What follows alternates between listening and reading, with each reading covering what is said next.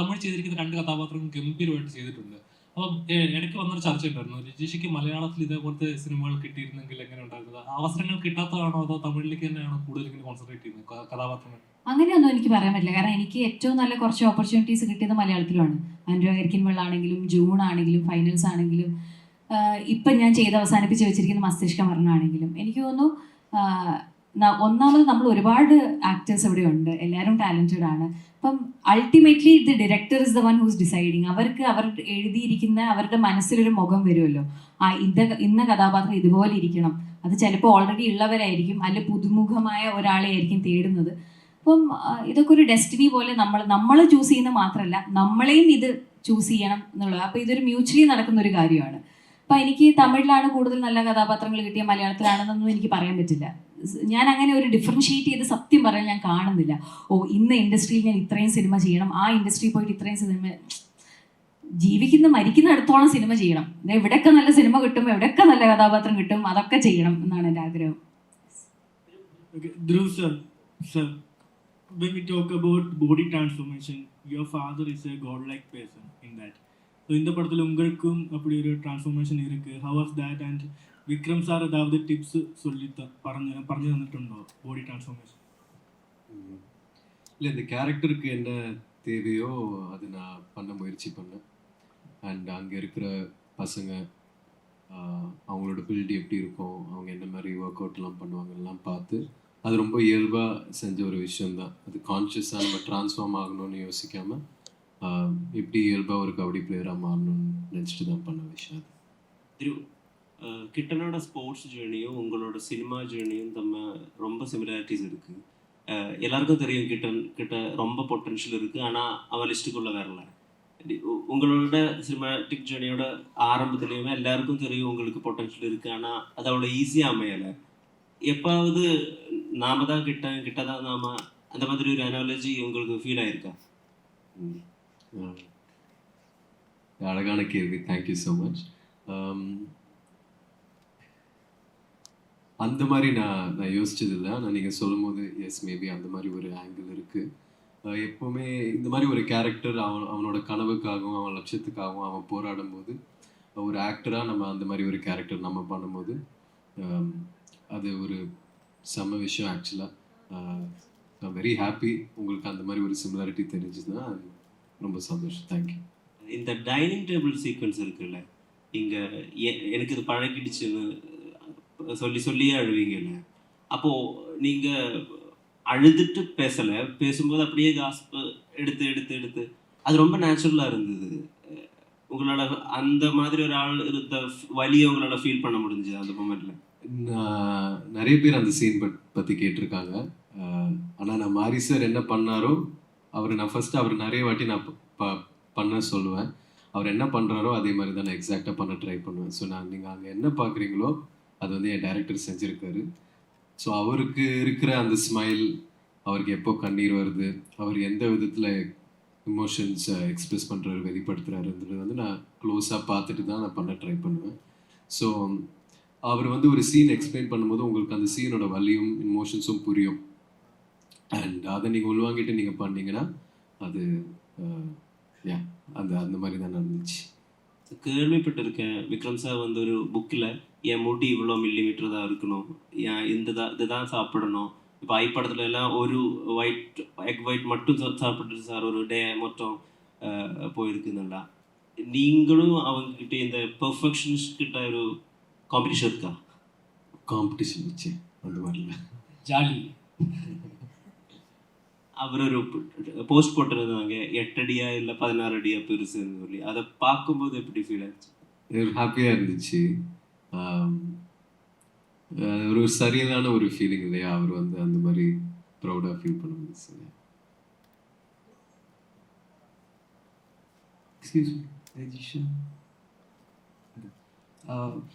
ഒരു ആർട്ടിസ്റ്റ് എന്ന നിലയിൽ ഏത് രീതിയിലുള്ള സിനിമകളും ചെയ്യണം, അതിന് ഭാഷ ഒരു ഹിൻഡ്രൻസ് അല്ല എന്ന് പറഞ്ഞിരുന്നല്ലോ. അപ്പം കോവർട്ടി ചെയ്ത് അത് ഓസ്കാർ നോമിനേഷൻസിന് സെലക്ഷൻ കിട്ടി. അപ്പം ഇതിൻ്റെ റിസൾട്ടാണോ? അത്തരം ഒരു സെലക്ഷൻ്റെ റിസൾട്ടാണോ? ഞാൻ ഭയങ്കര ഹാപ്പിയാണ്. കോവർട്ടി പോലെയുള്ള ഒരു ഷോർട്ട് ഫിലിം എനിക്ക് ചെയ്യാൻ പറ്റിയെന്നും അതിന് അങ്ങനെ ഒരു റീച്ച് കിട്ടി എന്നുള്ളത്.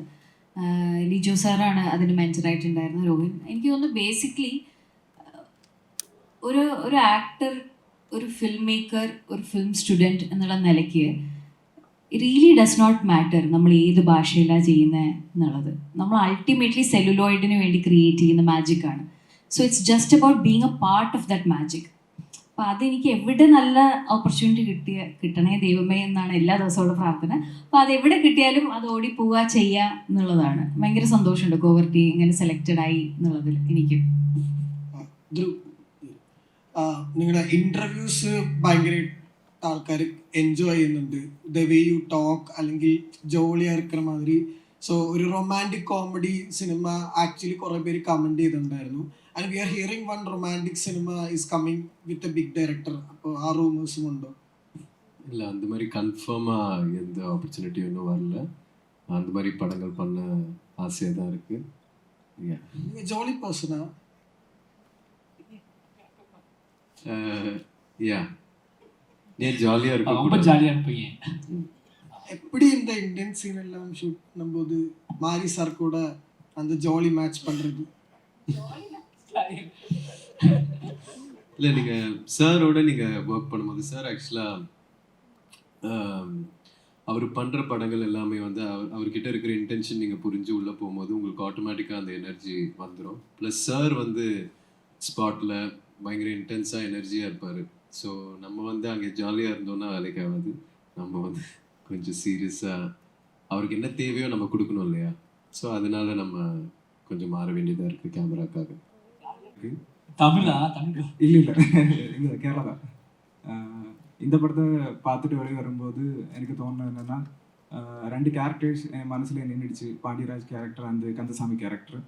அப்போது ஒரே சமயத்தில் இந்த 2 கேரக்டர்ஸும் ஒரு ஹோப்பையும் ஒரு வருத்தத்தையும் ஏற்படுத்திடுச்சு. ஹோப் என்னென்னா, அவங்க 2 பேரும் ஒரு புரிதல் உள்ள கேரக்டர்ஸ். ஏன்னா கிட்டா கேரக்டரோட இவங்க 2 பேர் தான் கனெக்டாக இருக்காங்க. அவங்கள சுற்றி இருக்கிற அந்த சூழ்நிலைகளை தாண்டி ஒருத்தர் மேலே வர்றதுக்கு காஸ்ட்டோ அவங்க வாழ்க்கை முறையோ எதுவும் தேவையில்லைன்னு இவங்க 2 பேருக்கு ஒரு புரிதல் இருக்குது. அது ஒரு ஹோப்பு. இப்போ வருத்தம் என்னென்னா, இவ்வளோ புரிதலுக்குள்ள இந்த 2 கேரக்டர்ஸ் இந்த பகையால் பிரிஞ்சிருக்காங்க. இவங்களையே இந்த பகை பிரித்து வச்சிருக்கு.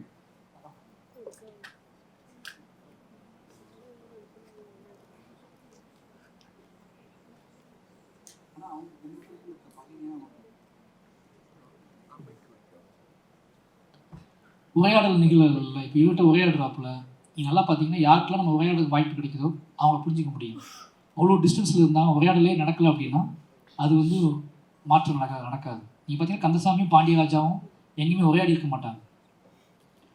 அவங்க 2 பேரும் நேரடியாக உரையாடி இருக்க மாட்டாங்க. இந்த பகையை புரிஞ்சுக்கிறதுக்கும் இந்த பகையை வந்து விலகுவதற்கும் இல்லை அந்த பகையை என்ன சொல்கிறது தணிப்பதற்கு அவங்களுக்குள்ள உரையாடல் நிகழ்ந்துருக்கணும்.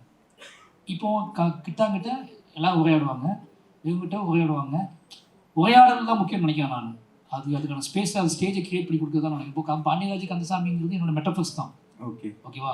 நான் ஒரு ஆடியன்ஸுக்கு பெரும் பகையால் பிரிஞ்சிருக்கவங்களுக்கு இந்த காட்டுறதின் மூலமாக அவங்களுக்கு ஒரு மாற்றம் நடக்கும்ல. அவங்க உரையாடணும்னு ஆசைப்படுவாங்கல்ல. வாழணும், பேசிக்கலி ஃபைனலி எல்லாத்துக்கும் வாழணும்னு ஒரு ஆசை இருக்குல்ல. என்ன தான் பண்ணாலும் இந்த வாழ்வின் மீது ஒரு பெரிய இயக்கம் இருக்குது. குழந்தைகள் கொஞ்சணும், மலையில் நனையணும், நிறைய விஷயங்கள் இருக்குது எல்லாத்துக்குமே. அவன் எவ்வளோ பேர் கேங்ஸ்டராக இருந்தாலும் சரி, எவ்வளோ பேர் வன்முறையாளர்களாக இருந்தாலும் சரி, ஃபைனலி தூங்கும்போது அவங்களுக்கு ஒரு நல்ல கனவுக்கு தான் இயங்குவாங்க. அந்த பாயிண்ட்லேருந்து அவங்க நம்ம புரிஞ்சுக்க ட்ரை பண்ணுவோம். ஏன்னா நம்ம வந்து அவங்களோட புறத்தில் அவங்க வெளிப்படையாக தெரியக்கூடிய வீரத்தை மட்டுமே காட்டி நாமளே அவங்க கெடுக்கிறோமோன்னு தோணுது. நாமளே என்ன பண்ணுறோன்னா, அவங்க அப்படி பண்ணாங்க, இப்படி பண்ணாங்க, அங்கே கொலை பண்ணாங்க, அவங்க அழுதாங்கன்னு சொல்லவே மாட்டோம் வெளியே. அதுவே இழிவும் பார்ப்பாங்க. ஓ வீரன் அழுதான், ஒரு பெரிய கேங்ஸ்டர் வந்து பயங்கரமாக அழுதாரு, உடஞ்சி போயிட்டாரு அப்படின்னு நொடிஞ்சு போயிட்டாருன்னு சொல்கிறதையே ஏற்றுக்க மாட்டாங்க. ஏன் உடஞ்சி போனார், ஏன் நொடிஞ்சு போனார், ஏன் வந்து அவர் வந்து தலை குனிஞ்சு நின்னார் அப்படின்னு சொல்கிற பாயிண்ட்லேருந்து அவர் தன்னை பற்றி யோசிக்க ஆரம்பிச்சிருவார். அந்த பாயிண்ட்லேருந்து அந்த கேரக்டர் நான் ஹேண்டில் பண்ணேன். அவங்களுக்குள்ளே இருக்கக்கூடிய அந்த இயக்கம்லாம் இருக்கும்ல, என்னதான் பேசினாலும் பாண்டியராஜாவுக்கும் கந்தசாமிக்கும் அவங்களுக்குள்ள வாழ்வில் பற்றி ஒரு இயக்கம் இருக்குது. அந்த இயக்கத்துக்கு திரும்பவும் ஆசைப்படுறாங்க. நாம் விடுறது இல்லை அப்படிங்கிற மாதிரி நான் நினச்சிக்கிட்டேன். இங்கே சமூகம் விடுறது இல்லை அப்படிங்கிற நினச்சிக்கிட்டேன் நான். ஓகே. அப்புறம் இந்த ட்ரெய்லர் கடைசியில் ஒரு டைலாக் வருது இல்லை, நம்மளையெல்லாம் ஒரு ஆளாக மதிக்கணும்னா நாம் அவ்வளோ பெரிய விவரத்துக்கு போகணும். அப்படி போக முடியாத ஆளுங்களுக்கு ஆளாக மதிக்கிறதுக்கு இன்னும் இங்கே சூழ்நிலை அமையலைன்னு நினைக்கிறீங்களா? போக முடியாத ஆட்கள்னு நம்ம என்ன சொல்கிறது, அதுதான் நிறைய வழிகள் இருக்குது. நம்ம வழியில் இப்போ என்னன்னா நம்ம முட்டிக்கிட்டே இருக்க முடியாது. போய் வழி இல்லை அப்படின்னா நம்ம முட்டிக்கிட்டே இருக்க முடியாது. அப்போ நம்ம ஸ்மார்ட்டாக யோசிக்க வேண்டியது இருக்குது, இன்னொரு வழியை தேட வேண்டியிருக்கு. இப்போ நான் அந்த படம் எடுத்துக்கான காரணமே, திருநெல்வேலி தூத்துக்குடிலாம் என்ன சொல்லுவாங்கன்னா, வேறு வழி இல்லை, இந்த ஊரில் பிறந்துட்டோம், வாழ்க்கை இப்படி தான் சொல்லுவாங்க. நான் அங்கேருந்து கிளம்பி போய் ஜெயிச்சவன், மனத்தி கணேசன் அங்கேருந்து கிளம்பி போய் ஜெயிச்சது. அப்போது நாங்கள் என்ன சொல்ல வேண்டியிருக்குன்னா, வழி இருக்குன்னு காட்ட வேண்டியிருக்கு. அப்போ நான் அந்த படம் எடுத்துக்கான நோக்கமே, 20 வருஷம் கழிச்சு நான் அந்த படம் எடுத்துக்கான ஒரு நோக்கமே, நீ வேலி கிடக்குன்னு நினச்சிக்கிட்டே இருக்க, நீ மேலே டாப்பில் வந்து பார்த்தா அவ்வளோ பாதைகள் இருக்குது. நம்ம அங்கனுக்குள்ளேயே பார்த்து அங்கேயே நின்றுக்குவோம். அப்போ பாதைகளை உருவாக்க வேண்டிய கடமை நமக்கு இருக்குது. இப்போ முன்னாடி போனவங்க அதை சொல்ல வேண்டிய கடமை. ஏன்னா நான் வந்துட்டேன் முன்னாடி, இப்போ நான் ஒரு நம்பிக்கை கொடுக்க வேண்டியிருக்கு. நம்பிக்கை தான் பெரிய பாதைன்னு நான் நினைக்கிறேன். நீங்கள் என்னென்னா, நீங்கள் நடந்தால் தான் கிடைக்கும் உங்களுக்கு. நீங்கள் தென்படுவாங்க. உங்களுக்கு என்கிட்ட கேட்பேன், உங்களுக்கு ராம் சார் கிடச்சிட்டாரு அதனால் நீங்கள் மாறிட்டீங்க, எல்லாத்துக்கும் ராம் சார் கிடச்சிவான்னு கேட்டிங்கன்னா, ராம் சார் எனக்கு கிடைக்கல, நான் தேடி வந்தேன். நான் சென்னைக்கு நான் அவ்வளோ தூரம் நடந்து 6 மாதம் 7 மாதம் பட்டினியாக கிடந்து எல்லா பக்கமும் அணைஞ்சு திரிஞ்சு நான் ஒரு இடத்துல நிற்கும் போது, நீங்கள் அவ்வளோ பயணப்பட்டால் தான் எதிரில் மனுஷனை தென்படுவாங்க. நீங்கள் வீட்டுக்குள்ளேயே இருந்துட்டிங்கன்னா எதிர்த்தாப்புல மனுஷனை தென்படவே மாட்டாங்க. நீங்கள் காடோ மேடோ அது முள்ளோ நீங்கள் நடக்க ஆரம்பிச்சிங்கன்னா வழியில் வரவங்க தம்பி யாருப்பான்னு கேட்பாங்க. தம்பி யாருப்பான்னு கேட்கற மனுஷனே நீங்கள் மீட் பண்ணணும்ல. அப்படி ராம் சார் நீ கேட்டார், யார் நீ அப்படின்னு கேட்டார். இவ்வளோ தூரம் வந்திருக்கியே, யார் நீன்னு கேட்டார். நான் மாரி செல்வராஜ்னு சொன்னேன். மாரி செல்வராஜ்னா யாருன்னு கேட்டார். நான் என்னோட கதைகளை சொன்னேன். என் கதையை சொன்ன உடனே அவருக்கு தெரிஞ்சிருச்சு, இவன் இந்த சமூகத்துக்கு அவசியமான ஆள், இவனை ரெடி பண்ணணும். இவனை ரெடி பண்ணி பந்தய விட்டோம்னா இவன் ஒரு விஷயம் பண்ணுவான் அப்படின்னு தோணுது. அப்போ நான் ராம் சார் என்னை தேடி பிடிச்சி எடுக்கல. அப்படி எடுப்பான்னு அந்த வாய்ப்பு எல்லாத்துக்கும் கிடைக்காது. அதுதான் வாய்ப்பு, அப்படி கிடைக்காது. நான் துணிஞ்சு என் வீட்டை விட்டு கிளம்பி வெளியே பயணப்பட ஆரம்பித்தேன். அந்த பயணத்தில் நிறைய மனுஷங்க வந்தாங்க. அந்த ராம் சார் வந்தார், என்னோட மனைவி திவ்யா வந்தாங்க, அஜித் அண்ணா வந்தார், இப்படி நிறைய மனுஷங்க. இவங்க வரலன்னா மாரி செல்வராஜ் இல்லை. இவங்க யாருக்கும் மாரி செல்வராஜில் எந்த தொடர்பும் கிடையாது. மாரி செல்வராஜோட வாழ்க்கையோடையோ மாரி செல்வராஜோட அரசியலோடையோ எந்த தொடர்பும் உங்களுக்கு கிடையாது. அப்போ நம்ம என்ன பிரச்சனைனா, நம்ம எல்லா வாய்ப்பும் தானாக கிடைக்கும்னு நினைக்கிறோம். துணிஞ்சு நடக்க ஆரம்பிங்க. நடக்கும்போது நிறைய நம்பிக்கைகள் இருக்குது, நிறைய மனிதர்கள் இருக்காங்க. உங்களை அவங்க சந்திப்பாங்க, அவங்கள்ட்ட உரையாடுவாங்க, உங்களை புரிஞ்சிக்க முயற்சி பண்ணுவாங்க. ஏதாவது இப்படி நிகழணும், இப்படி தான் நிகழும் அப்படின்னு நான் நம்புவேன். நம்மளால் மட்டுமே, ஒருத்தரால் மட்டுமே எதையும் சாத்தியப்படுத்த முடியாது. நிறைய மனிதர்கள் வேணும். ஒரு பெரிய விஷயத்தை சாத்தியப்படுத்துறதுக்கு உங்கள் கூட நிறைய மனுஷங்க வேணும். அந்த நிறைய மனுஷன் அவங்க வீட்டுக்குள்ளேயே இருக்க மாட்டாங்க, அவங்க நிறைய வீடுகள் இருக்காங்க. அதை நம்ம நம்பணும். அவ்வளோதான். ஓகே. அந்த டீச்சர் பிடி சார் கேரக்டர் இருக்கு எல்லாரும், எனக்கு அந்த கேரக்டர் ரொம்ப பிடிச்சிருந்துச்சு. அது ரியல் லைஃப்பில் இருந்த கேரக்டரா இல்லை? Real life character. Real life character. நான் இப்போ போய் சந்திச்சுட்டு ஒரு மாலைலாம் போட்டு வந்தோம். ஓகே. அந்த ரியல் லைஃப் கேரக்டர் இன்னும் அப்படியே இருக்குது. போய் தங்கராஜின்னு சொல்லி நான் சந்தன்ராஜ்னு வச்சு வைப்பேன். அந்த ரியல் லைஃப் கேரக்டர் நாங்கள் 2 பேரும், நானும் மனத்தி கணேசனும் போய் அவர் வீட்டில் போய் பார்த்தோம். இன்னும் அதே முத்தத்தோட, அதே அன்போட, அதே என்ன சொல்கிறது, இன்றைக்கி அவர் பெரிய வெற்றியாக நினைக்கிறார் அந்த விஷயத்தை. அவர் இவருக்கு மட்டும் இல்லை, நிறைய பேருக்கு ஊக்கமாக இருந்திருக்காரு, நிறைய பேருக்கு ஹெல்ப் பண்ணியிருக்காரு. நிஜமாவே real hero Thangaraj. Thank you sir. Thank you. Pasupathi sir. Okay sir. Sir പടത്തിൽ സാർ അടിപൊളിയായിരുന്നു. ഇപ്പം മലയാളത്തിലൊരു ന്യൂ ജനറേഷൻ വേർഡ് இருக்கு, தூக்கி. அது தூக்கின்னு சொல்லுவாங்க, டோமினேட் பண்ணிட்டாங்க அப்படி மீனிங்.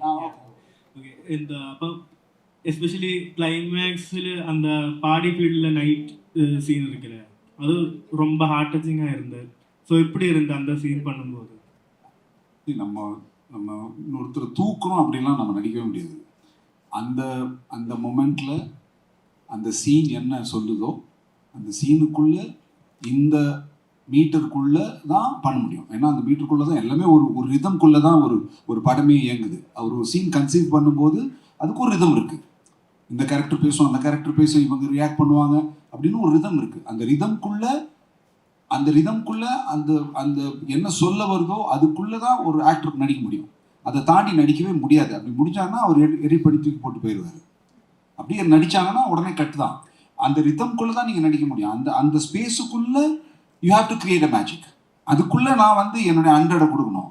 அதுக்காக நான் வந்து ஓவர் கம் பண்ண முடியாது. இன்னொரு ஆர்டிஸ்ட்டை இருக்க இன்னொரு ஆர்டிஸ்ட்டை ஓவர் பண்ண முடியாது. அதுக்கும் ஸ்பேஸ் இருக்குது. ஏன்னா every thing is design but rhythm. அந்த ரிதம்குள்ளே நம்ம இந்தக்குள்ளே தான் நம்ம பண்ணி ஆகணும். அதை தான் இந்த படத்தில் பண்ணியிருக்கோம். அது வந்து அந்த சீனோட ஸ்ட்ரக்சர் அப்படி. அது அந்த சீனோட ஸ்ட்ரக்சர் என்ன, அந்த இடத்துல அப்பா அந்த எக்ஸ்ட்ரீம் போனால் தான் அடுத்த சீன் அது எவால்வ் ஆகும். ஸோ அது வந்து டைரக்டரோட மேஜிக். அது அவர் கொடுத்துருக்காரு. அதை வந்து 100% நம்ம கொடுக்கறதுக்கு முயற்சி பண்ணுவோம். That is what we tried. Cinematographer, one last. Yes. Cinematographer. Sir, இப்போ இந்த படத்தோட ஒரு மிக முக்கியமான சீன் அந்த பஸ் சீக்வன்ஸ் தான். அந்த பஸ் சீக்வன்ஸில் ராஜிக்கு கிட்டாவோட அப்பாவுக்கு எல்லாம் இருக்கிற அந்த ஒரு வல்னரபிலிட்டி இல்லை. இந்த ஊரில் நாம் வாழ்கிறோம், ஆனால் இவ்வளோ ரத்தத்துக்கு நடுவில் தான் நாம் வாழ்ந்துட்டு இருக்கோம். அந்த ஒரு புரிதல் இருக்குது. கிட்டாவோட அந்த ரேஜ் இருக்குது. எதுக்காக இவங்க இப்படி சண்டை போட்டுருக்க அந்த ஒரு லேர்னிங் இருக்குது. ஏன்னா அது அந்த முழு காட்சியுமே ஒரு பஸ்ஸில் தான். அது நீங்கள் எப்படி கொரியோகிராஃப் பண்ணீங்க, எப்போ இந்த ரியாக்ஷன்ஸ் எல்லாம் எடுத்தீங்க? இம்பார்ட்டண்ட்டாக அந்த ராஜி ரத்தம் ஸ்ப்ளாஷ் ஆகும்போது ரியாக்ஷன் கொடுக்க, அங்கே ஒரு மனித சத்தா கூட அவ்வளோ நாம் பாதிக்கப்பட மாட்டோம். அந்த மாதிரி ஒரு ரியாக்ஷன் அவரோட ஃபேஸில் எப்படி அந்த சீன் நீங்கள் கொரியோகிராஃப் பண்ணீங்க? யாருக்கு என்ன ரியாக்ஷன், அதோட ஈக்குவேஷன் இருக்குல்ல, யாருக்கு என்ன மாதிரி வேணுங்கிறது அது டிரெக்டர் எடுக்கிற கால் தான் அது. பட் நீங்கள் சொல்கிறது கம்ப்ளீட்டாக ஒரு விஷயம் இருக்காது. அதோட லொக்கேஷன் இருக்குல்ல, இந்த ரெட் சாயில் இருக்காங்க, நிறைய ட்ரீஸ் இருக்கும், லைட்டே பார்த்தீங்கன்னா அன்னிவனாக வந்து போயிட்டே இருக்கும் பஸ்க்குள்ளே. ஸோ இந்த லொக்கேஷன்லாம் நாங்கள் பார்க்கும் போதே இங்கே ஷூட் பண்ணலான்னு டைரக்டர் சொன்னார். பட் அதில் நிறைய காம்ப்ளிகேஷன் இருந்தது. அந்த ரெட் சாயிலோட பவுன்ஸ் உள்ளே வந்து போயிட்டே இருக்கும். ஸோ எனக்கு கலெக்டிவாக யோசிக்கும் போது இவ்வளோ பிரச்சனை இருக்குது. பட் ஆனால் அதோடைய ஸ்டோரி டெல்லிங் அது ஹெல்ப் பண்ணணும்னு தோணுச்சு எனக்கு. அது ஒரு டார்க்னஸ் வந்து போகிறதோ, சன்லைட் வந்து போகிறதோ, அந்த ரெட் சாயிலோட பஸ்ஸுக்குள்ளேயே வந்து போகும். ஸோ இது எல்லாமே தான் அதுக்கு ஹெல்ப் பண்ணுச்சுன்னு நினைக்கிறேன். நீங்கள் சொல்கிற அந்த இன்டென்சிட்டி ப்ளஸ் அதோட நீங்கள் சொல்கிற மாதிரி அது கொரியோகிராஃபி, அப்புறம் ரஜிஷாவோட அந்த ரியாக்ஷன் எல்லாமே. ஈவன் வெளியே வந்த பிறகு கூட அப்படிதான் கம்ப்ளீட்டாக அந்த ரெட் சாயில் அந்த ஒயிட் ஷார்ட் போகிறது, இதெல்லாமே தான் ஹெல்ப் பண்ணுச்சுன்னு நினைக்கிறேன். தென் வந்து படத்துக்கு முக்கியமாக இருந்த ஒரு அப்ரோச் வந்து மோஸ்ட்லி ஹேண்டில் ஷார்ட்டாக இருக்கணும், கேண்டிடாக இருக்கணும் அப்படிங்கிறது தான் மெயின் சாய்ஸாக இருந்தது. பஸ்ஸுக்குள்ளே நீங்கள் ஸ்டெடியாக ஷார்ட் எடுக்கலாம், பட் ஒரு சின்ன ஒரு வைப்ரேஷன் இருக்கணும், ஒரு சின்ன ஒரு ஷேக் இருந்துகிட்டே இருக்கணுன்றது தான் ஒரு எல்லா சீக்வன்ஸ்க்குமே. மெயினாக பஸ் சீக்வன்ஸ்க்கு அது இருந்துச்சு. இனிஷியலாக ஷார்ட் எடுக்கும்போது ரொம்ப ஷேக்கியாக இருக்கான்னு தோணுச்சு. பட் ஷார்ட்ஸ் எடுக்க பார்த்தீங்கன்னா அது ரொம்ப நேச்சுரலாக இருக்குது. ஸோ இந்த சீக்வன்ஸ்க்கு அது ஹெல்ப் பண்ணணும்னு தோணுச்சு. ஸோ இதெல்லாம் கலெக்டிவாக ஹெல்ப் பண்ணது தான் அந்த சீக்வன்ஸ்க்கு வந்தது. நம்ம நாட்டோட ஒரு கதி பார்த்தீங்கன்னா, மனிதனுக்கு அடிப்பட்டால் கூட பரவாயில்ல, மாட்டுக்கு அடிப்பட்டால் அது ரொம்ப ரொம்ப பிரச்சனை ஆயிடுது. இப்போ இந்த படத்தில் வந்து மாட்டை அடிக்கிறாங்க, மாட்டை கொல்றாங்க, மாட்டோட குடலை வேற வெளியில் எடுக்கிறாங்க. ஆடோட பயம் இருந்தது அந்த சீக்வன்ஸை யோசிக்கும் போது, பிக்சரைஸ் பண்ணும்போது. கொஸ்டின் அது என்ன சொல்ல வரீங்க? இல்ல பயம் இருந்ததா? இத பயம், அந்த பயத்தை காட்டுறதுக்கு தான்.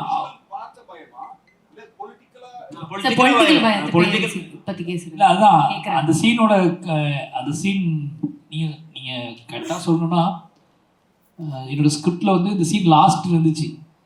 ஃபர்ஸ்ட் பவுண்ட்ல இந்த சீன் லாஸ்ட் அந்த கலவரத்துக்குள்ள இருந்துச்சு. இந்த சீன் வந்து கிட்டான ஊருக்கு கிளம்பும் போது இந்த சீன் இருக்கும். அதுக்கப்புறம் அப்படி நெகட்டிவ் போயிட்டு நான் வந்து யோசிச்சுட்டே இருக்கும்போது அப்பாக்கிட்ட ஒரு பயம் இருந்துக்கிட்டே இருக்கு. ஏன் பையனை வந்து இவ்வளோ கண்ட்ரோல் பண்ணுறாரு, ஏன் வந்து இப்போ கேட்பாங்கல்ல, என்ன அப்பா அது வந்து மீசெல்லாம் பெருசாக வச்சுருக்காரு, ஆனால் பையனை மட்டும் வெளியே அனுப்ப மாட்டேன்றாரு, இது பண்ண மாட்டேன்னு கேட்பாங்க. அப்போ அதுக்கு இந்த ஊரை பற்றியான அப்பாவோட நினைப்புக்கு, அப்பாவோட பயத்துக்கு, அப்பாவோட தவிப்புக்கு, அப்பாவோட கேள்விகளுக்கு சீன் பண்ணி ஆகணும் நான். அப்போ அந்த சீன் அங்கேருந்து எட்டு வரேன். இந்த சீன் ஏன் இங்கே இருக்குது, அது வந்து இந்த கலவரத்துக்குள்ள நடந்த சீன் அது, ஓகேங்களா? அப்போ நான் என்ன பண்ணுறேன்னா, அந்த சீன் அங்கேருந்து இங்கே எட்டு வந்து இந்த ஊரோட உச்சமாக வச்சிருந்த சீனை இந்த ஊரோட தொடக்கமாக கொண்டு வந்துட்டேன். அப்படி தான் அந்த சீன் மாறிச்சு. அதுக்கு முன்னாடி நான் நினச்சேன் இதுதான் உச்சம் நினச்சிருந்தேன். நான் இந்த இந்த ராஜி மேலே படுற ரத்தம் வந்து கிட்டா மேலே பட்டு தான் கிட்டா அங்கே போவான். ஃபஸ்ட்டு சீன் எப்படி இருந்துச்சுன்னா, இந்த ராஜி ரியாக்ட் பண்ணுற இடத்துல வந்து கிட்டான் மேலே தான் அந்த பிளட்லாம் படும். அந்த பிளட்டோட தான் அவன் ஜப்பானுக்கு போனான் அப்படிங்கிறத அந்த சீனோட கன்சீவ் பண்ணியிருந்தேன் நான். அது பவுண்டரி ஸ்கிரிப்டில் 2 ஆப்ஷன் எனக்கு இருந்துச்சு, இதை உச்சமாக்குறதா இது தொடக்கமாக்குறதான்னு சொல்லி. அப்போ உச்சமாக வந்து பாண்டியராஜா கந்தசாமி அவங்களோட மரணங்கள் இருக்குது, அவங்களோட அந்த யுத்தம் இருக்குது, அது ஓகே. அப்போ நம்ம வந்து அடுத்து முடிவு பண்ண வேண்டியது வந்து இதை தொடக்கமாக்கி இதை முடிச்சிடலாம் அப்படின்னு சொல்லிட்டு தான் வந்து இதை தொடக்கமாக்கி முடிச்சிடலாம்னு சொல்லிட்டு தான் அந்த சீனுக்கு கொண்டு வந்தோம். அப்போ மெயின் காரணம், அந்த சீனுக்கான மெயின் காரணமே இந்த ஊரை பற்றியான புரிதலை கிட்டானுக்கு பூத்துவமோ இல்லையோ என் பார்வையாளர்களுக்கு முதல்ல கடத்திடணும். ஏன் இந்த ஊரை பற்றியான அப்பாவோட பதத்தை இருந்துக்கிட்டே இருக்குது அப்படி கடத்திடணும். இப்போ நீங்கள் சொல்கிற பயம் சொல்கிறது, அந்த பயத்துக்கு அப்புறம் நீ இந்த படத்தை பார்க்கும்போது படத்தோட பார்வையே மாறி இருக்கும். அது வரைக்கும் நார்மலான வாழ்க்கையாக இருந்திருக்கும். அந்த பயத்துக்கு அப்புறம் அந்த ரத்தத்தை பார்த்ததுக்கப்புறம் அங்கே தென்படுற மனிதர்கள் மீதான சந்தேகங்கள், பயம் எல்லாமே தொடர்ந்து ஃபாலோ ஆகிக்கிட்டே இருக்கும். அதுக்காக அது பண்ணப்பட்டது அந்த சீன். மாதிரி சார் இங்கே பரியாரம் பெருமாள் ஹிந்தியில் ரீமேக் பண்ணிட்டேன்.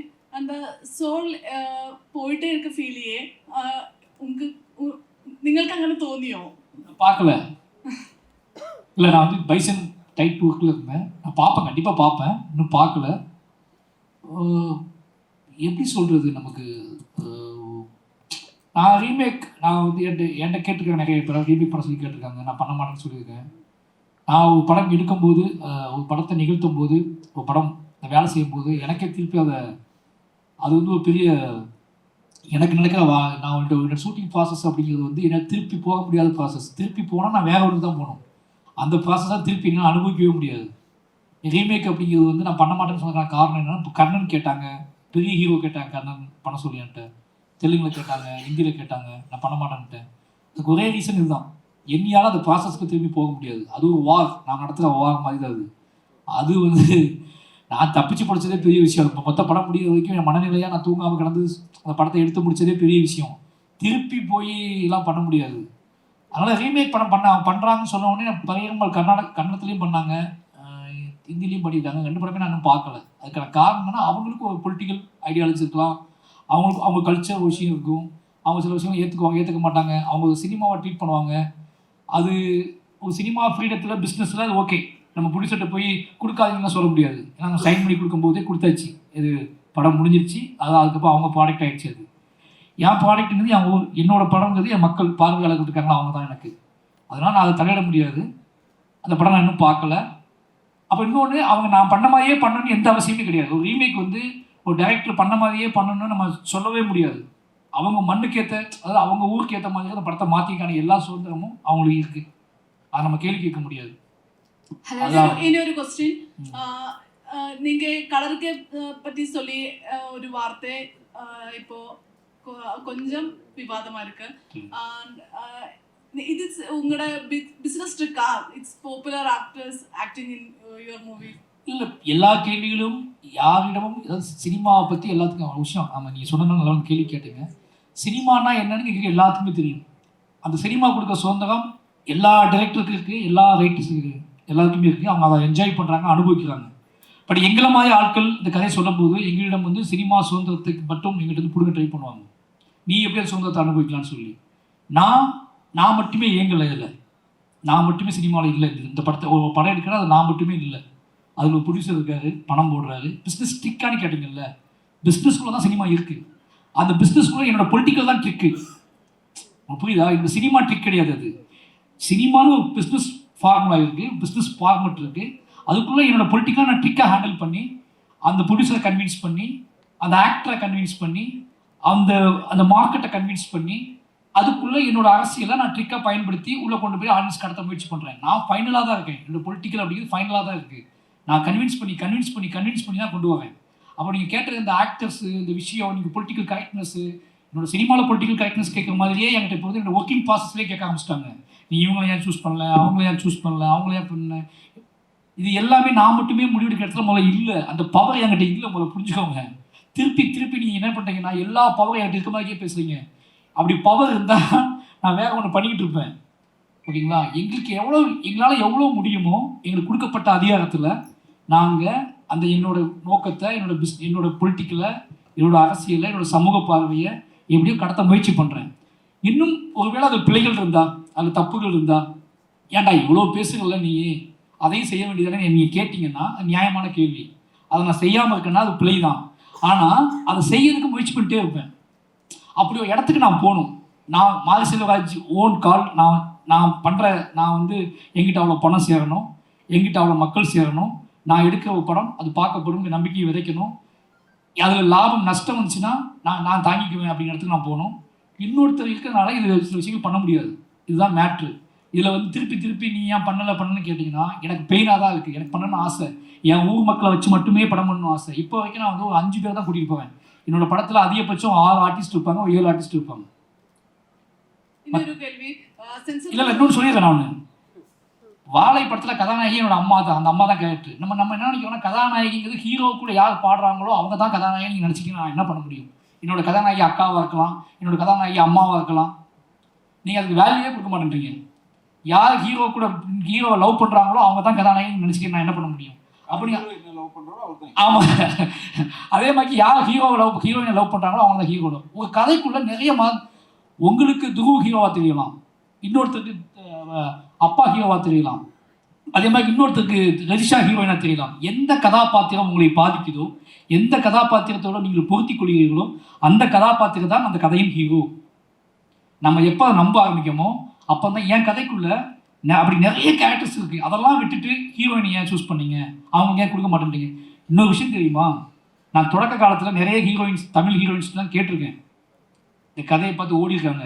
இன்னும் சொல்ல போனால் ராஜி கேரக்டரை பண்ணுறதுக்கு நான் பல பேரை ஓகே பண்ணி கணேஷ் கேரக்டர் பண்ண மாட்டேன்லாம் போயிருக்காங்க. அது அக்கா கேரக்டர்னு சொல்லி அந்த பெயின்லாம் இருக்க தான் செய்யுது. ஆனால் என்ன பிரச்சனைனா இந்த சினிமா அது அவங்களே நம்ம குறை சொல்ல முடியாது. ஏன்னா அவங்களுக்கு ஒரு லைஃப்பில் ஒரு எய்ம் இருக்குது, ஒரு அச்சீவ், அவங்க பட்ட ஒரு நியாயம் இருக்குது. அந்த நியாயத்தை புரிஞ்சுக்கிட்டு நம்ம புரிஞ்சுக்கணுன்ட்டு இருக்குது. அப்போ நான் யார்கிட்ட போனால் நம்ம நியாயம் புரியும் அப்படின்னு கேட்டு ரஜிஷாவுக்கு ஃபோன் அடிக்கிறேன். எனக்கு அக்காவே கிடைக்கல, இது பண்ணி கொடுக்குறியா அப்படின்னு நான் கேட்குறேன். அப்போ அவங்க பண்ணி கொடுக்குறாங்க. இது ஒரு மியூச்சுவலாக நடக்குது ஒரு விஷயம். எனக்கு தெரியும் எங்கிட்டையும் பிள்ளைகள் இருக்குன்னு தெரியும், அதே மாதிரி ஆர்டிஸ்டின் பிள்ளைகள் இருக்குது. எல்லாத்துக்கும் அவங்க வாழ்க்கை பற்றியான ஒரு எய்ம் இருக்குது. ஓகேங்களா, நம்ம இப்படி அறியப்படணும், இப்படி ஜெயிக்கணும்னு எல்லாத்துக்கும் ஆசை இருக்குது. இதுக்குள்ளே தான் சினிமா ரன் ஆகிட்டு இருக்கு மாற்றி. அப்போ நான் என்ன சொல்கிறேன் அப்படின்னா, திருப்பி இந்த கேள்வி கேட்கும்போது எனக்கு நல்லாவே தெரியுது, நான் கன்வின்ஸ் தான் பண்ணுறேன்னு தெரியுது. நான் என்ன சொல்ல முடியும் நேரடியாக, அது தப்பு தான் எனக்கு தெரியுது. வேறு வழி இல்லை, அந்த சினிமாவுக்கு தான் நான் இருக்கேன்.